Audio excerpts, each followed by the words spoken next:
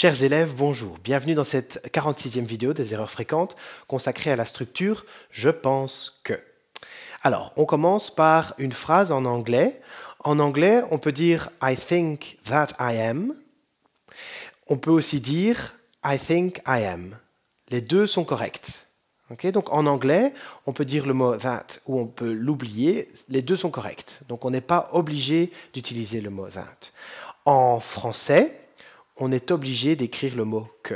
Donc quand on dit « je pense » et qu'après on utilise une subordonnée, donc avec un autre verbe, il faut dire « je pense que ».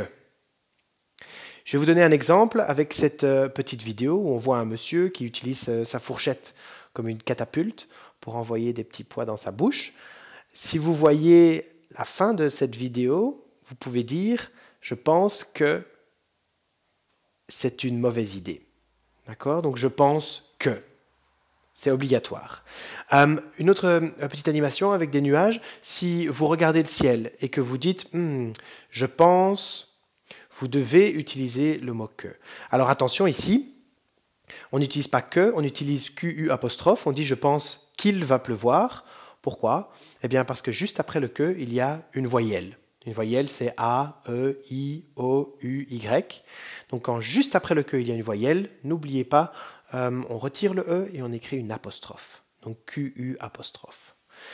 Voilà, donc n'oubliez pas, en français, quand vous écrivez « je pense » et que vous rajoutez une subordonnée juste après et que vous utilisez un autre verbe juste après, il faut dire « je pense que ». Attention, il y a encore d'autres structures avec lesquelles il faut utiliser le « que ». On dit « il dit que », on dit « j'espère que », on dit « il trouve que », « je crois que », « je vois que », etc. En français, on doit écrire le « que », on n'a pas le choix. Voilà, j'espère que vous avez bien compris la théorie. Maintenant, je vais vous demander de faire quelques exercices et je vais vous souhaiter un bon travail.